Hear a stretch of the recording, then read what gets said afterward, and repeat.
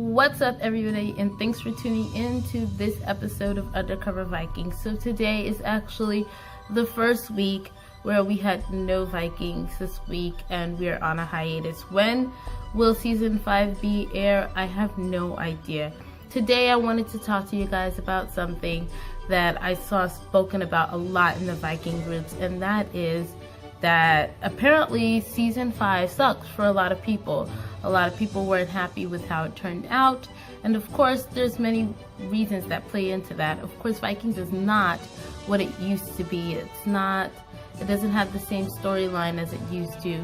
It's changed a lot. A lot of the characters have changed. We don't have the same characters anymore, and the actual goal of what the Vikings in a whole is trying to accomplish kind of completely changed. So in the beginning we had Ragnar, who just wanted to do better for his people, discovering a new world, trying to raid new lands, growing, accomplishing. But now in season 5, even in season 4B, we're seeing a lot more of just people in it for themselves, not really helping each other out, trying to do better for their people. You have Lagertha, who claims she wants to do better for Kattegat, and I genuinely believe her, but she really wanted to stick it into Aslog and gain her throne back, and now she's spending all the season trying to keep her throne.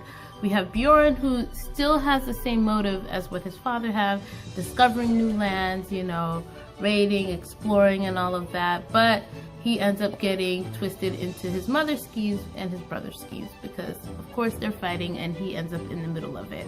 We have Ivar, who nobody even knows, what Ivar's whole purpose is. Does he really want Kattegat, or is it just to stick it to Lagertha and call it a day? And we're gonna find out in season B, that's for sure, because we definitely know that Lagertha is not surviving season 5B. Sorry. And then we have, other characters and stuff.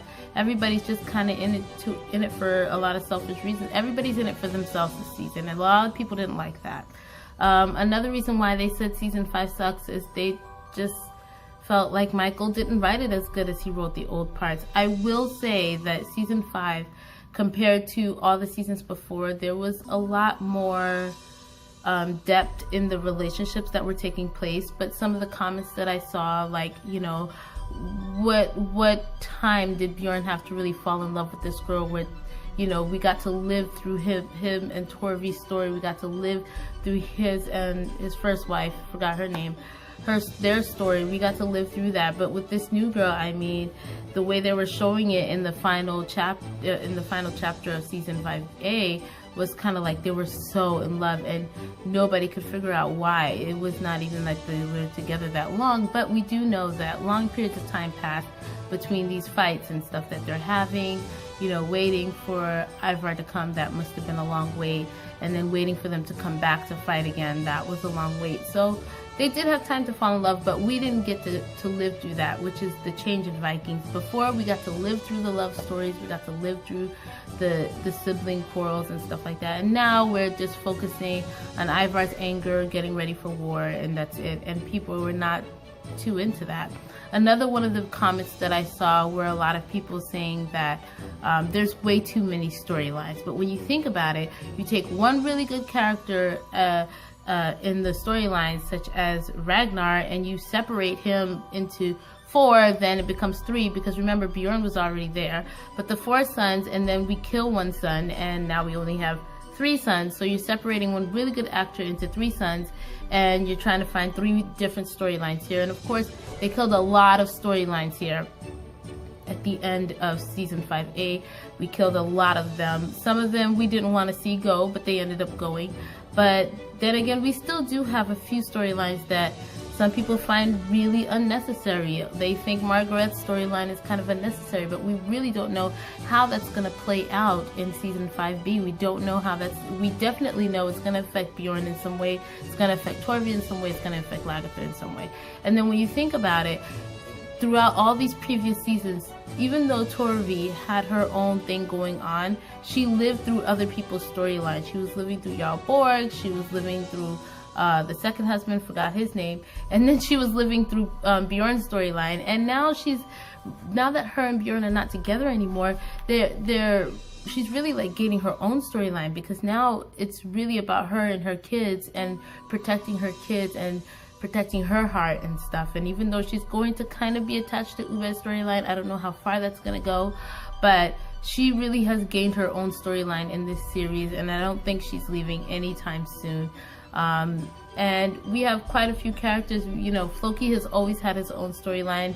He's always been attached to other people as well, but now he has his storyline along with the people that he is with. They have their own storylines, and so some people, fans of the show, feel like there's way too many storylines and that Michael should have cut it short somewhere and kind of really brought some depth into more of the characters than he did. I will say that I was sad that some of these characters died. Not Bjorn's new wife, but I was sad for Jarlborg's son. I didn't want to see him pass away. So, you know, people were saying the writing was bad. They were saying a lot of things were bad. Me, personally, I think that it definitely isn't what it used to be. I do miss what it was and how different it was from shows like Game of Thrones, where all you saw was war and stuff, and you couldn't really build into a lot of the characters, and just very few that you can work with, but you can't trust anybody. But in the old seasons, you could kind of trust people in Vikings. Right now, it looks like, who can you trust, really? All Lagertha can do is trust her very own son. She can't trust anybody else. Oh, and another storyline that they felt was unnecessary was Lagertha making out with the bishop. And I also feel like that's an unnecessary storyline. Lagertha at this point should have been like, I'm done trying to find love here in this world. Like, literally. And the fact that she kissed him and she goes, oh, now I can die, it really made no sense to nobody, not even me. I could care less for that. But, you know, it's interesting because they have season 6 coming out. We know all the sons survive into season 6. It's just interesting to see where it's gonna go from here, and hopefully it's with the way that they're building up Ivar's character. It seems like it gets darker and darker and darker and darker, and that's not really what Viking was before, and I'm hoping that it doesn't continue that way. I will say that the one thing I'm not a fan of this season was how the actors are talking, mainly most of the females, like Lagertha, the way she stresses all her words, the way Margaret stresses all her words, like when she was talking to the seer, she's like, what does it matter? Like, that was so annoying. I'm like, girl, just speak. Lagertha never used to speak like that, but now she speaks like that too. I wasn't a fan of how the actors are acting out their roles. Bjorn still does a really good job. You know, Floki still does a pretty decent job, but most of them, it's just horrible. Like, especially the women. I don't know if it's like they're purposely making them like stress out every word, but to me, I feel like it's very unnecessary. Oh, and then we had another comment out there where they was like, why aren't there enough redheads in the storyline? And I'm not Viking, so I don't know why they don't have a lot of redheads in the storyline. But you know, to each person his own. Tell me, what do you think? Did you like season 5A? Are you looking forward to season 5B? Do you think there's way too many storylines? What did you like? What didn't you like? Let me know in the comments below, and I'll talk to you guys next week. Bye!